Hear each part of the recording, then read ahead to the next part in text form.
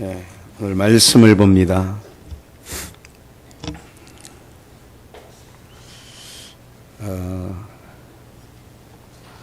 말씀을 보기 전에 말씀은 이제 히브리서 11장 39절로 40절 오늘 11장이 이제 끝나가는데요. 그 말씀을 드리기 전에 먼저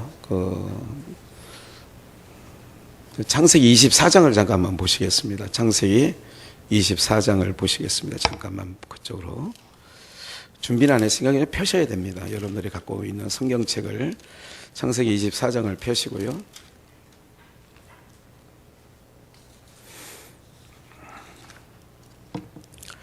네, 찾으셨으면 창세기 24장 1절부터 조금만 읽을까요? 제가 읽겠습니다. 창세기 24장 1절 아브라함이 나이 많아 늙었고 여호와께서 그의 범사에 복을 주셨더라. 아브라함이 자기 집 모든 소유를 맡은 늙은 종에게 이르되 청컨대 내 손을 내 환도뼈 밑에 넣으라. 내가 너로 하늘의 하나님 땅의 하나님이신 여호와를 가리켜 맹세하게 하노니 너는 나의 거하는 이 지방 가나안 족속의 딸 중에서 내 아들을 위하여 아내를 택하지 말고 내 고향 내 족속에로 가서 내 아들 이삭을 위하여 아내를 택하라. 종이 가로되 여자가 나를 쫓아 이 땅으로 오고자 아니하거든 내가 주인의 아들을 주인의 나오신 땅으로 인도하여 돌아가리이까. 6절 아브라함이 그에게 이르되 삼가 내 아들을 그리로 데리고 돌아가지 말라. 하늘의 하나님 여호와께서 나를 내 아버지의 집과 내 본토에서 떠나게 하시고 내게 말씀하시며 내게 맹세하여 이르기를 이 땅을 내 씨에게 주리라 하였으니 그가 그 사자를 내 앞서 보내실지라. 내가 거기서 내 아들을 사자를 앞서 보내고 거기서 내 아들을 위하여 아내를 택할지니라. 만일 여자가 너를 쫓아오고자 아니하면 나의 이 맹세가 너와 상관이 없나니 오직 내 아들을 데리고 그리로 가지 말지니라. 종이 이에 주인 아브라함의 환도뼈 아래 손을 넣고 이 일에 대하여 그에게 뭐 했어요? 맹세하였더라. 예. 내용 가운데 이제 이런 부분들이 이제 제가 먼저 읽은 것은 좀 성도님들에게 어쨌든 이렇게 교회 일을 앞서 행하시는 분들에게 그래도 좀 한 번쯤 이렇게 말씀을 통하여 저에게 주신 하나님의 마음을 좀 말씀을 좀 드려야 되겠다. 공식적으로 그렇게 하는 것이 지도자로서 바른 모습이겠다 하는 생각을 갖습니다.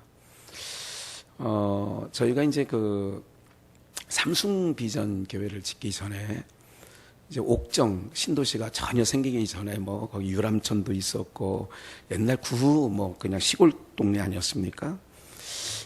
저희가 이제 고읍을 떠날 수밖에 없는 상황에서 광순교회 그 자리를 오랫동안 덕현초등학교 앞에 있는 걸 떠날 수밖에 없는 상황에서 이제 여러 군데를 다 보러 다녔어요. 이제 보상받은 돈이 9억 여원 됐고 그래서 이제 여러 곳을 봤는데 보는 곳마다 괜찮은 거예요. 보는 곳마다 가서 누가 보자고 그러면 보는 거죠.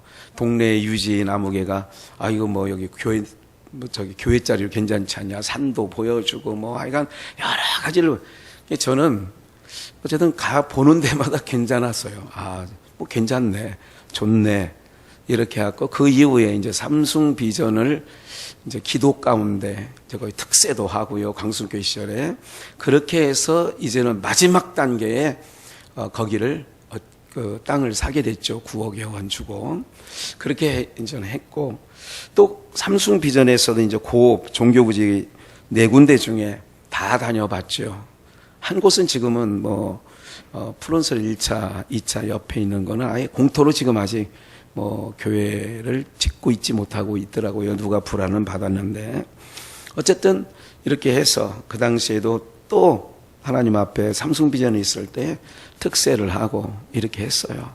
그래서 결국 그 땅을 지금 우리가 교회 지었던 그 땅에 교회를 건축했고 이제 그런 과정들이 있었어요. 이렇게 보는 곳마다.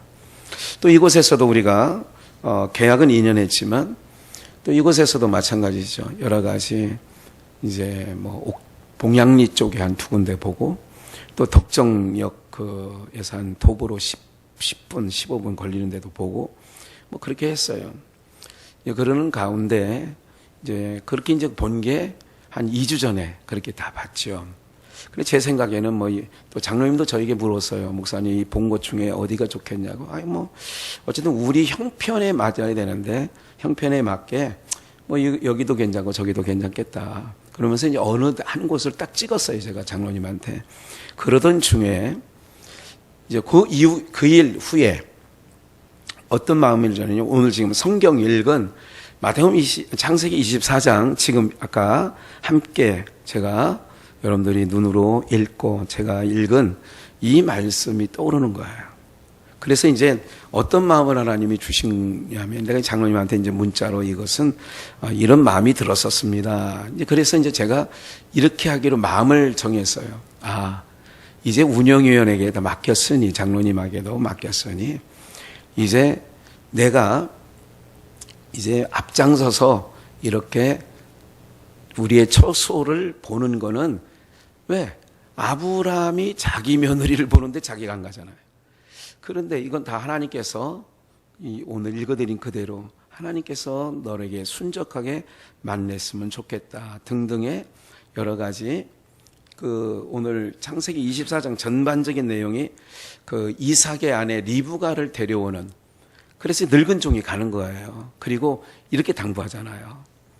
만약에 거기 가서 내 고향, 그러니까 아브라함의 고향에 가서 마땅한 며느리감이 있으면 데리고 오는데 데려오기를 그쪽에서 싫어할 수 있지 않느냐. 그렇다고 내 아들은 거기를 데려가지 마라. 이렇게 얘기하는 거죠. 이것은 아브라함의 정말 믿음이에요. 뭐냐면 어떤 믿음이냐? 이런 거죠. 하나님께서 내가 가서 보든 하나님께서 정해놓은 창세로 정해놓은 자가 있을 거 아니냐 하는 믿음의 발로고요. 그래서 순적하게 만날 것이다. 그리고 또 한 가지 이제 히브리서 11장이 잘 나타나는데 아브라함이 여러 차례 고향에 돌아갈 기회가 있었어요. 한번 가볼 수 있잖아요. 갔다가 다시 오면 되니까 가나안 땅에. 그냥 돌아갈 기회가 있었지만 히브리서 11장은 안 갔다고 해요. 왜 안 갔느냐? 혹시 마음을 빼앗길까 봐. 가나안 땅을 약속했는데 하나님께서 지금 가나안 땅에 하나님의 뜻은 있는데 괜히 고향에 가가지고 거기에서 머무르게 되거나 그래서 아들까지 오늘 읽어드린 대로 내 아들도 데려가지 마라. 이것은 철저하게 아브라함이 뭐를 믿고 가는 거냐면 언약을 믿고 하나님의 약속 믿고 가는 믿음의 행보였죠. 그런 마음을 주셨기에 제가 이제 이번에 장로님이 또 운영위원회에서 결의해서 이렇게 하면 그런 마음을 주셨어요. 그래서 제가 그런 마음을 주시는과 동시에 사람이니까 목사님 여기 한번 가면 그렇게 돼서라도 이렇게 가면 제 마음이 때로는 육신의 눈으로 볼 수 있잖아요. 그래가지고 아예 심지어 어떤 마음까지 가냐면 다 식당이든 뭐든 뭘 꾸며놓은 다음에 그냥 다 됐다고 하면 가보자 하는 마음을 주셨던 거 있어요. 그런데 그 과정 속에 우리 운영위원들 일부가 목사님이 마음에 안 드나 보다. 원래 저쪽에 땅 건물이 있는 저쪽 서문학교에 거기가 마음에 있는데 그걸 제끼고 하니까 심통이 나서 가보지도 않는 거 아닌가? 혹 이런 마음들이 들으신 분들이 있을 수 있어요. 전혀 아니라는 거네. 강대상에서 그대로 그 일련의 마음들 주신 것 그리고 하나님께 모든 걸 맡겼다는 것 이런 부분들이 제가 이제 설교 중에 현순이 권사님네 거실이 좀 넓어요. 신방 가보면 뭐 거기 정도는 우리 뭐 이렇게 좁게 앉으면 뭐 앉을 수 있어요. 그런 마음도 그냥 쉬워하는 게 아니라 내뱉은 말이 아니라 그런 마음까지 갖고 있었던 부분이 있었다는 것. 그래서 오늘 유튜브를 통하여서 성도님들이 말씀을 청취하시는 분들이나 또 현장에서 예배를 드리시는 여러분들이 이런 자세와 태도로 목사가 하나님을 믿는 믿음으로, 그래서 우리 운영위원회 그 모든 것을 이끌고 가시는 김윤식 장로님을 철저하게 제가 신뢰하고 그분이 하나님 앞에 순전하다는 것을 제가 알아요. 그래서 모든 걸 맡기고 편안하게. 그리고 그랬더니 하나님께 창세기 24장을 한 열흘 전 이상, 그 전에 이걸 주신 이후에는 전혀 어떤 모습이든 어떻게 만들어지 꾸며 있는 곳에든 마음에 불편함이 안 생기는 거예요. 뭐 다 아시겠지. 그래서 알아서 막으세요. 예. 어떻게 하든 알아서들 하세요. 그래도 생각해 놓은 건 있지만 그래도 보셔야 되지 않느냐고. 그래서 어쨌든 이번 주간은 2번 가서 봤어요. 오늘 점심 먹고 우리 이두성 강도사님도 한번 봐야 되지 않겠나 싶어서 제가 한번 가서 그 공간을 봤어요. 어쨌든 이제 계약도 했습니다. 그래서 공식적으로 말씀드리는 거예요. 그래서 3월 15일 정도, 다음 주 월요일이죠. 이제 우리가 이제 돈을 그쪽으로 넘기면 그때부터 공사를 할 수 있도록 주인이 얘기를 해서, 그래서 다음 주간부터는 한번 열흘 정도, 그러니까 이달 말이죠. 한 열흘 정도면 어느 정도 또 규모를 보더라도 그냥 비슷하게 나올 것 같아요. 비슷하게 양쪽 건물 합친 거에 비슷하게 나올 것 같다는 생각이 들어요. 뭐 특별히 좁은 것도 아니고, 그리고 그 동네에 그래도 어쨌든 뭐 주일날이면 우리 성도님들 주일날 차 타고 오는 정도의 그런 차량도 어느 정도 잘 주차할 수 있겠구나 하는 생각이 들어서 일단 결정하고 나니 또 주님께 모든 걸 맡기고 난 결정이었기 때문에 어쨌든 운영위원들 수고하셨고, 그리고 우리 모두가 지난 주일날 말씀, 그거는 우리 주님이 우리에게 오셔서 일어나서 함께 가자. 우리 집 가야지 이제 그런 날에 아가서 2장 말씀이었지만 우리 모두가 이제 마음을 모아서 결정된 것에 대해서는 이렇다 저렇다 하지 않았으면 좋겠다. 이 땅에서 나 마찬가지인 거예요. 그러니까 결정된 일에 대해서는 호불호가 있을 거 아니겠습니까?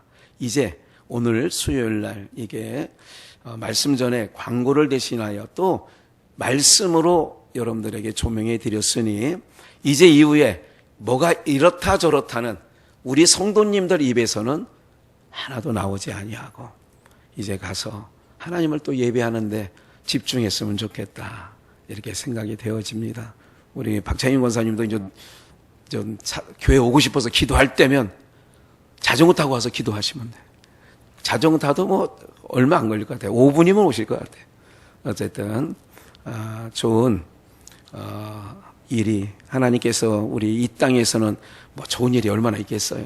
하나님께 여러분들 모든 걸 맡기고 여기까지 오신 것에 대해서 너무 감사하다는 말씀 드리면서 수고했다는 말씀을 더하여 이제 말씀, 오늘 히브리서 11장을 보시겠습니다.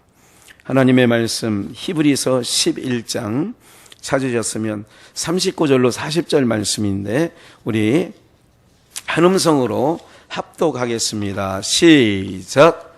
이 사람들이 다 믿음으로 말미암아 증거를 받았으나 약속을 받지, 이는 하나님이 우리를 위하여 더 좋은 것을 예비하셨은즉 우리가 아니면 저희로 온전함을 이루지 못하게 하려 하심이니라. 아멘. 히브리서 오늘 11장 마지막에 드디어 좀 장시간 믿음의 삶을 살았던 선진들을 이렇게 조명하려다 보니까 오랜 시간 걸렸습니다. 히브리서 강론에 우리가 이제 불과 몇 장 안 남았죠. 이 사람들, 우리 39절을 보면 이 사람들이라고 한 사람 누구예요? 아벨로부터 시작한, 믿음으로 아벨은 히브리서 11장 4절이잖아요. 그 믿음으로 아벨로 시작한 그 아벨부터 시작해서, 그리고 이름만 나왔죠. 기드온, 바락, 그렇게 앞서서 읽어드렸던 그 믿음의 위인들에 대해서 나와 있죠. 그러니까 이 사람들이, 그러니까 믿음으로 뭐를 받은 자, 믿음으로 말미암아 증거를 받은 자들이라고 하잖아요. 믿음으로 말미암아 뭐를 받았다고요? 증거라는 것은 바로 뭐냐면 이런 거예요. 증거가 뭐냐면 이것이 장차 예수님이 오셔서 하실 일이라는 것을 구약의 성도들이 지금 자기가 하고 있는 일들을 통하여 뭐 했느냐? 그걸 증거를 받았다는 거예요. 그러니까 다시 한번 본문을 보시면 다 이 사람들은 믿음으로 말미암아 증거를 받았는데 예수님이 오셔서 하실 일을, 대표적으로 믿음으로 아벨이 형 가인에 의해서 죽잖아요.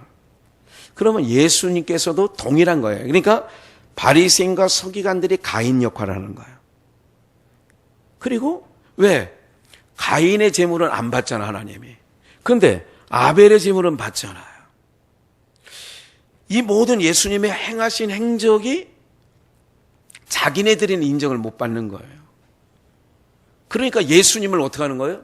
예수님이 하신 말씀, 예수님이 행하신 이적과 표적, 이 모든 걸로 인하여서 가인이 아벨의 하는 모습을 보고 마음에 불편함이 생겼잖아요. 얼굴에까지 드러났잖아요. 네가 뭐야 함이, 가인에게 하나님께서 네게 죄의 손이 내 안에 있다.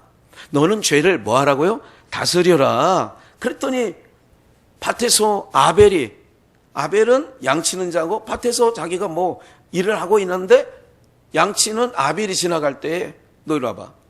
그래가지고 똑같은 거예요. 예수 그리스도께서 행하신 모든 일들을 보니까 어떻게 되느냐? 자기의 삶이 뽀록나는 거예요. 누가? 바리새인과 서기관들이. 가인이 분노하는 것처럼 바리새인과 서기관들도 예수님이 행하시는 일로 말미암아 자기들의 정체가 드러나는 거예요. 그게 증거라는 거예요. 노아가 뭐로 방주를 지었냐? 뭐로 지었어요? 믿음이. 그러니까 방주를 지은 것은 믿음이 방주를 짓는 삶을 살게 했다. 지난주 계속 그런 말씀 드렸어요. 자꾸 들으셔야 돼요. 그러니까 믿음이 노아로 하여금 방주를 짓게 했어요. 그러면 똑같은 거예요. 예수님이 방주를 지면서 이 방주를 통하여 우리 가정이 노아가 살았구나. 이건 하나님의 은혜요. 하나님이 주신 믿음이 방주를 짓게 한 거예요. 그럼 똑같은 거죠. 오늘 우리들이 너희가 하나님의 성전인 것과, 그럼 우리가 지금 살아있는 동안 신앙을 한다는 게 바로 뭐냐면 방주, 예수 그리스도가 내 안에 오셔서 그분으로 말미암아 노아가 방주로 말미암아 구원을 얻듯이 우리가 예수 그리스도로 말미암아 구원을 얻게 되는 거예요. 그러니까 자꾸 믿음을 선물로 받은 사람은 누구를 모시게 되느냐? 예수 그리스도를 모시게 되는 거예요. 또 예수 그리스도 안으로 들어가는 삶을 살게 되는 거죠. 이것이 바로 이 사람들이 다 믿음으로 말미암아 뭐를 얻었느냐? 증거를 받았다는 거예요. 예수 그리스도가 오셔서 하실 일들을 그들이 보고 믿은 거예요. 그래서 믿음은 히브리서 11장 1절 뭐라 했어요? 믿음은 바라는 것들의 실상이요 보지 못하는 것들의 뭐예요? 그러니까 이 사람들은 뭐냐? 구약 사람들이에요. 예수님 이전 사람들이에요. 그 사람들은 뭐로 증거를 얻었느냐? 믿음이 그들로 하여금 삶을 살게 했잖아요. 싫은데 나 말씀 안 전해요. 에레미야가 그랬어. 그런데 어느 날 가보니까 말씀을 전하는 현장에 있는 거예요. 이게 바로 뭐냐? 오늘날 저와 여러분들도 마찬가지예요. 제가 가만히 이게 일련의 일들을 쭉 생각하면 나 정말 신앙을 이렇게 해서 해야 될 거야 말아야 될 거야. 이걸 따라가야 돼 말아야 돼. 우리가 신앙 해오면서 수십 년 해오면서 그럴 때가 있잖아요.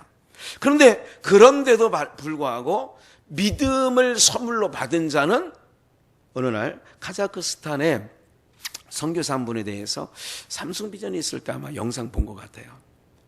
괴한이 들어와서 선교사 아내를 어떡해요? 칼로 찔렀죠.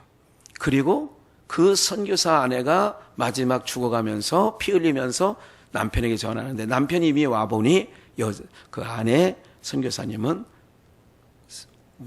운명을 다했고, 그래서 그분이 경기도 여주라고 제가 기억하는데, 경기도 여주에 그 납골 아내를 화장하고 이러는 가운데서 내가 그 아내를 죽인 카자흐스탄에, 그러면서 하나님께서 살아계시면 어떻게 우리가 선교하러 갔는데 어떻게 우리에게 이럴 수 있는가. 그래서 내가 선교를 하더라도 카자흐스탄은 안 간다 했는데, 어느 날 그분의 내용을 보면 카자흐스탄에 비행기에 올라가 있는 거예요. 그리고 카자흐스탄에 그 당시, 지금까지는 어떻게 되고 있는지 모르지만 그 당시 무렵에 카자흐스탄의 선교사로 그 일을 또 하는 거예요.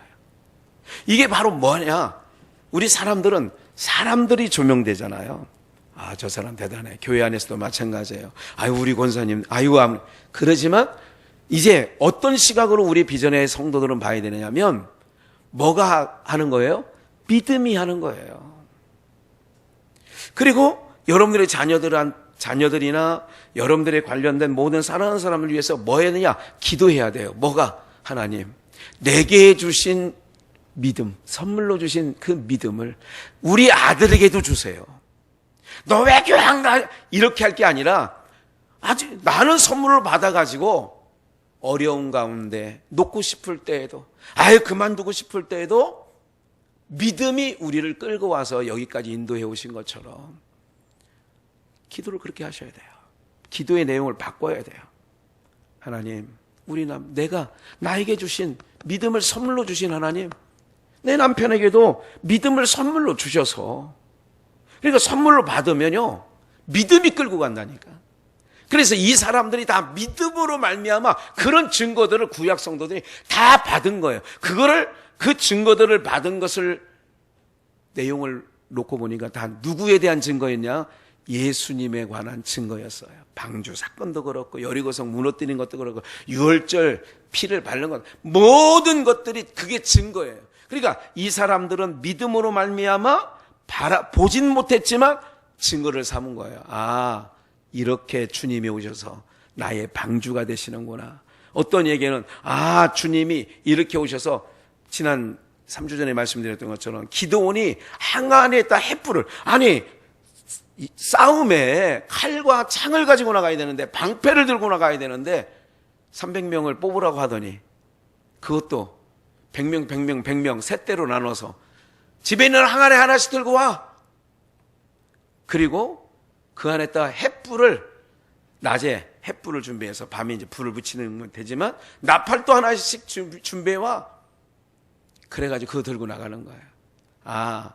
뭐를 증거하느냐? 장차 예수 그리스도께서 이스라엘 백성들, 유대인들이 생각했던 건 지긋지긋했던 바벨론 포로 생활부터 시작해서 로마까지 지긋지긋하게 자기네들이 힘겨워했던 그 민족을 예수님이 오셔서 구세주가, 메시아가 오시면 우리를 이 모든 로마의 압제에서 해결해 줄 걸, 그런 메시아를 꿈꿔왔었죠. 그런데 자기가 오실 메시아라고 해서 봤더니 이거는 작은 마을 베들레헴에서 났죠. 그 애비는 목수죠. 출신 성분도 변변치 못해. 유다 지파 사람이지만 예수님께서 어떻게 항아리에서 횃불을 들고 나오듯이 어둠 권세를 빛으로 이기신다는 말씀으로 다 그렇게. 그래서 이 사람들은 다 믿음을 따라 그런 믿음으로 말미암아 증거를 다 받은 거예요. 그럼 보세요. 뭐는 받지 못했냐? 약속이 여기서는 예수 그리스도예요. 약속은 받지 못했다.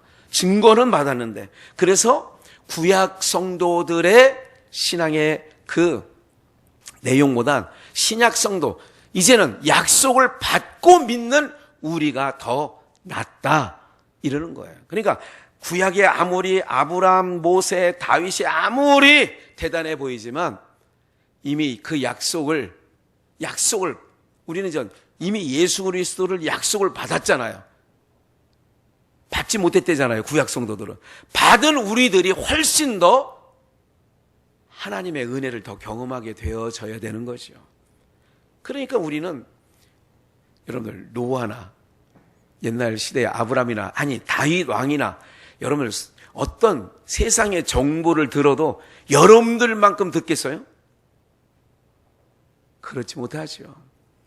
이런 모든 것들을 통해서 보더라도 우리가 정말 하나님의 그러니까 그 은혜를 구약 성도들보다는 더 받았으니 뭐가 더 줘야 되느냐? 40절 볼까요? 이는 하나님이 우리를 위하여 뭐 어떤 것을 예비했대요? 더 좋은 것. 그러니까 우리를 위하여 더 좋은 것을 예비하였은즉 우리가 아니면 저희로 온전함을 이루지 못하게 하려 하심이니라. 우리가 더 좋은 것을 보세요. 그럼 우리는 예수님의 아까 그러잖아요. 약속, 언약.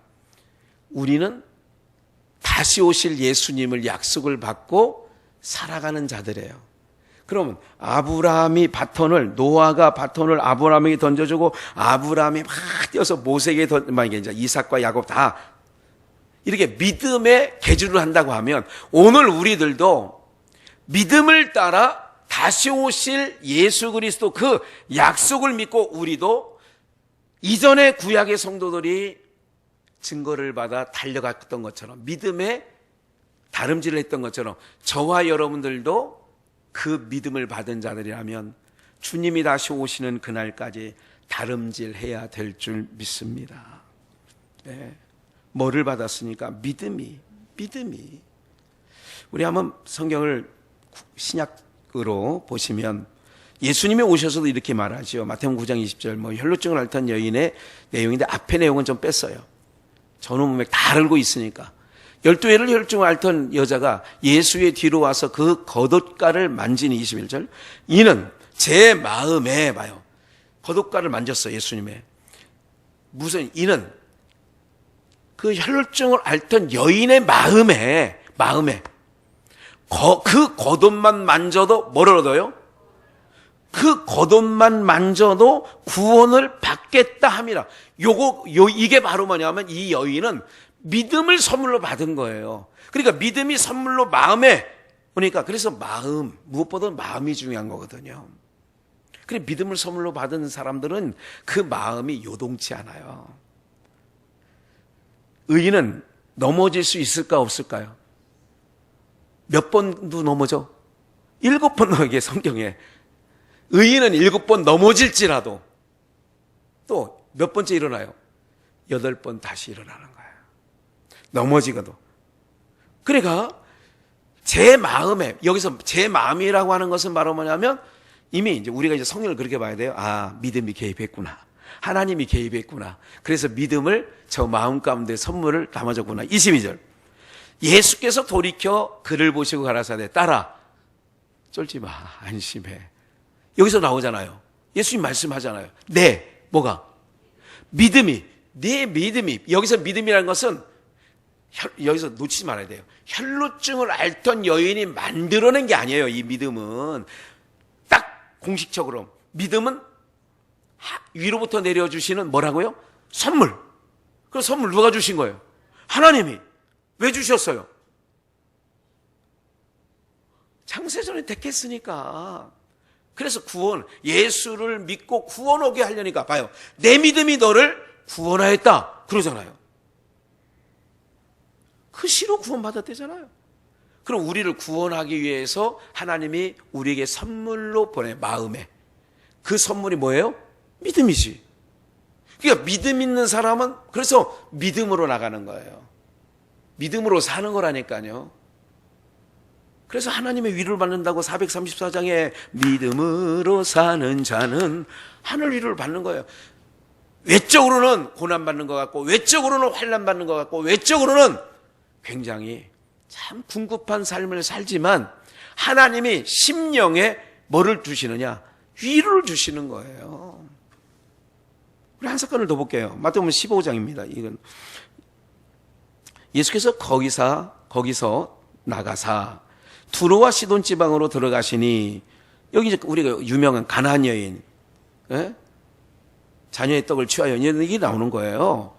가나안 여인이 소리 지르는 거예요. 다윗의 자손이요, 나를 불쌍히 여기서. 여기서 벌써 예수님을 다윗의 자손으로 본다는 것만으로도 우리는 벌써 이제 우리 비전교회 성도님 수준이면 다 알아요.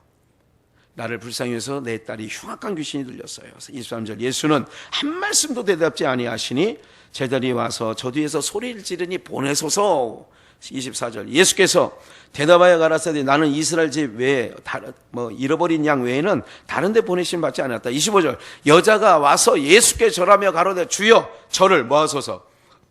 우리가 이 내용을 보면 흉악한 귀신이 들린 딸 하나, 어떻게 보면 귀신 내쫓으려고 예수님께 온 걸로 그렇게 성경을 보시면 안 되는 거예요. 26절 나오죠. 대답하여 가라사대 자녀의 떡을 취하여 개들에게 던지기 마땅치 않다. 예수님이 좀 강한 어조로. 근데 이게 사람의 자존심, 요즘처럼 자존심이 센 세상 같으면 애따 뭐 우리를 개로 봐요? 아이고 우리 딸 안 고치면 안 고쳤지, 이 양반아 나를 뭘로 보고 개로 보는 거야? 이게 오늘날 똑똑한 인간들의 사고방식이죠. 그렇게 할 거 아니에요? 27절, 여자 가로되 주여 올소이다. 예수님이 하신 말씀, 자녀의 떡을 줘야 개들에게 던지지 못하지. 여자가 개들도 제 주인의 상에서 떨어지는 부스러기를 먹나이다. 지금 뭐예요? 무슨 자존심도 상하고 다 그러니까 봐요. 믿음이 개입하면, 믿음이 선물로 딱 오면 어떻게 되느냐, 그때부터는 인간의 사고로 돌아가지 않아요. 믿음의 사고로 하나님께서 그 인생을 끌고 가는 거예요. 그러니까 이전에 예를 들자면 여러분들이 몇 년 만에, 몇십 년 만에 만난 친척이든지 몇 년 만에 만난 친구가 딱 보고 며칠 같이 지내야 돼. 예를 들자면 잠깐 보고 커피숍에서 한잔하자 이런 정도가 아니라 좀 지켜보다가, 아니 내가 알던 네가 아냐, 내가 알던 뭐가 아니에요? 네가 아냐, 이런 소리를 들어야 돼요. 내가 알고 있던, 야 너 옛날에 너 욕심 엄청 많았잖아. 그런데 보세요, 이 여자가 올소이다. 28절, 그게 중요한 게 아니에요. 예수께서 대답하여 가라사대 나오죠. 여자여 내 뭐가? 그러면 이 여자가 자존심 상한 말을 했다 할지라도 주여 올소이다 한 거는 누가 개입해서 한 거예요? 믿음이 한 거예요. 그러니까 예수님은 대번에 알아봐. 믿음이 네가 갖고 있는 하나님께 선물을 받은 게 너가 크다. 내 소원대로. 예? 그 딸이 나왔어요. 그 시로. 이게 바로 믿음을. 그러니까 저와 여러분들이 오늘 이 시대를 살아도 다시 오신다는 예수님이 오시기까지 증거가 있어야 돼. 증거. 그 증거가 바로 뭐냐면 믿음이 개입하면 다 달라는 거예요. 힘든 줄 알면서도 믿음이 개입되면, 어려울 줄 알면서도 믿음이 개입하면, 지금 믿음의 얘기들을 지금 제가 여러분에게 말씀드리잖아요. 한 번 더 읽죠. 요한복음 9장을 가볼까요? 이건 날 때부터 소경된 자, 신람 요met에서 소경된 자 씻은 거 다 알죠? 네? 그 사건이에요. 그 사건 중에 아이는 이미 22절 전에는 이 소경된 자가 신람 요met에 가서 씻고 눈이 밝아졌어요. 떴어요. 그럴 때 이제 소문이 났죠. 유대인 사회에 소문이 났어요. 그리고 그 유대인의 유력한 자들이 바리새인 서기관들 이런 자들이죠. 이런 자들이 그 소경된 자 어머니를 찾아와요. 어머니를 찾아와서 이게 나오잖아요. 그 어머니가 아니라 부모가 이렇게 말한 것은, 이렇게 말하는 21절 이런 내용이에요. 저도 20절에 바리새인과 서기관 유대인들이 물어요. 네 아들이 정말 소경됐었냐? 소경됐다가 난 게 확실하냐? 이걸 확인하러 온 거예요. 그럴 때 21절에 그 부모가 뭐라고 했냐면, 저도 장성하였으니 다 컸으니 저에게 가서 말해보시오. 이렇게 말하면 유대인 사회에서 예수를 인정하면 추례하는 것을 결의했다는 거야. 쫓아낸다는 거예요. 자기의 사는 이 기득권층, 이게 살고 있는 여기서 밥 먹는 이것에서 내쫓겠다는 거예요. 불이익을 당한다는 거예요. 그렇게 말하면 이거죠. 그 부모가 이렇게 말한 것은 이미 유대인, 저가 장성하였으니 저에게 물어보시오. 이렇게 말한 것은 이미 유대인들이 누구든지 예수를 그리스도를 시인하는 자는 뭐 하기로? 출교하기로 결의하였음을 저희를 무서워했다. 이렇게 된 거죠. 그 사건에서 34절을 가볼까요? 저희가 대답하여 가로되, 지금 소경이 무슨 얘기를 했냐면, 내가 날 때부터 이제 본인에게 물어보라니까 그들이 본인에게 물으러 갔죠. 너가 날 때부터 소경된 자 맞냐? 또 지금 눈 뜨고 있는 거 맞냐? 누가 눈 뜨겠냐? 이렇게 막 저거 따져 물을 때에 뭐라고 얘기를 하냐면, 이 소경된 자, 아니 그 사람을 선생님들이 모르십니까? 아니 그 선생님 모르세요? 아니 선생님들은 당연히 아셔야 되잖아요, 그분을. 아니 날 때부터 소경된 자가 났다는 것은 창세로부터 들어본 적이 없어요. 그렇다면 그분이 오실 자 아니에요? 이런 식으로 얘기를 한 거예요. 아니 당신님들이 우리를 가르치는 선생님인데 어떻게 그분을 모르세요? 이런 얘기예요. 우리에게 성경을 가르쳐 주시는 분이라면, 제대로 가르치려면 성경이 뭐라고 됐어요? 소경이 눈을 뜨게 했다는 자가 우리에게 구원자로 보낸 메시아라는 얘기 아니에요. 이 얘기를 한 거예요.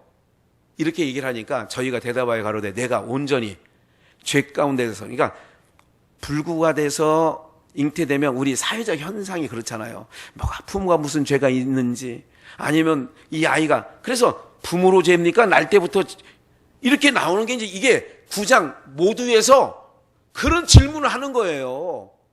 부모의 죄입니까? 본인의 죄입니까? 이렇게 나오는 거지. 그러니까 사회 통념이 그런 거예요.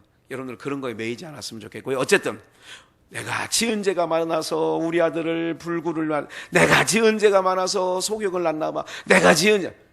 이게 보편적인 하나님 없이 사는 인생들의 생각이에요. 그럼 우리는 그 생각하지 말아야죠. 하나님의 영광을 위해서. 이렇게 되는 거죠. 우리를 가르치느냐 하고 이에 쫓아내어 보내니라. 출교한다고 그랬잖아요.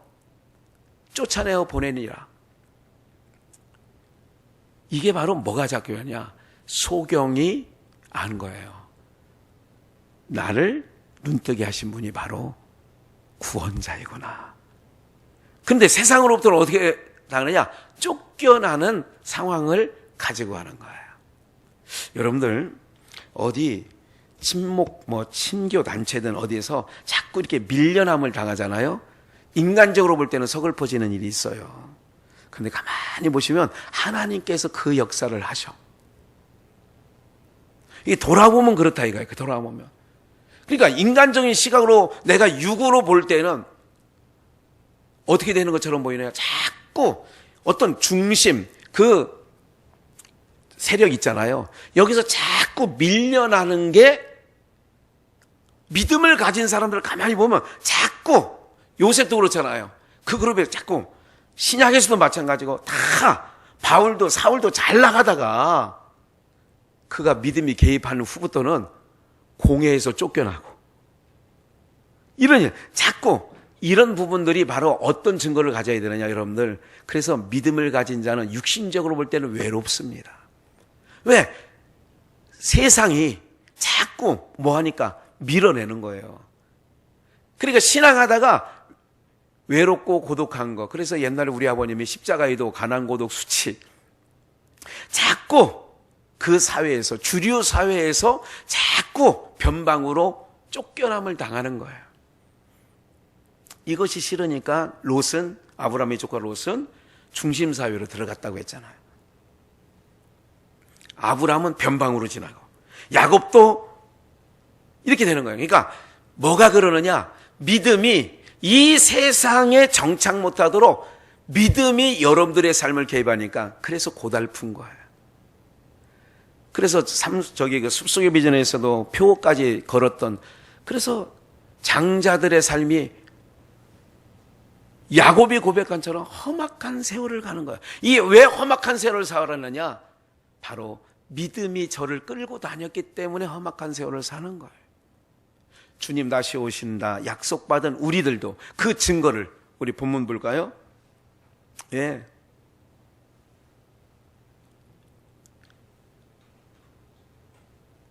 그 다음에 그래서 우리가 하나님이 우리를 위하여 더 좋은 것을 예비했으니까 우리가 아니면 저희로 온전함을 이루지 못하게 하려 하심이니라. 그래서 우리가 똑같이 구약의 믿음으로 산 성도들과 같이 우리들도 더 좋은 것을 받고 약속을 받고 나가는 우리들도 동일한 믿음으로 나가는 일이 있다는 것을 히브리서 11장 마지막 절에 이렇게 딱 기록하고 우리에게 말씀하는 거예요. 그래서 이제 12장 다음 주에 허다한 구름 같은 증인들이 모여 있다. 이들이 누군지 아느냐? 구약이나 주님 다시 오시는 날까지 믿음으로 산 사람들이 그렇게 허다한 증인이 되어서 주님과 함께 임하게 되는 거란다. 이제 다음 주에 말씀 나누기로 하고, 어쨌든 여러분들 힘내십시오. 그리고 믿음이 개입하는 것. 내 인생이 왜 이렇게 힘드느냐? 신세 타령하지 마시고 믿음이 나에게 개입해서 이런 거구나. 그래서 믿음이 개입하면 그 어느 때든 아벨로부터 시작하여 모든 믿음으로 산 사람들 신약 이후에까지 믿음이 개입하면 이 세상에는 좀 고달픈 거예요. 육신의 생각이 그래서 하나님과 원수가 되는 이유가 뭐냐? 육신은 안락하고 편안하고 막 이렇게 승승장구 일취월장 했으면 좋겠는 게 육신의 사고요 생각인데, 믿음은 그런 사고를 철저하게 깨트려버리고 철저하게 이 세상에서는 실패한 자, 망한 자 이런 모습으로 살게 하는 거예요. 그러면서 그 삶에서 나사로가 부잣집 대문간 안에서 하는 건 왜 그러느냐? 왜 그걸 버티고 살 수 있었느냐? 믿음이 있기에.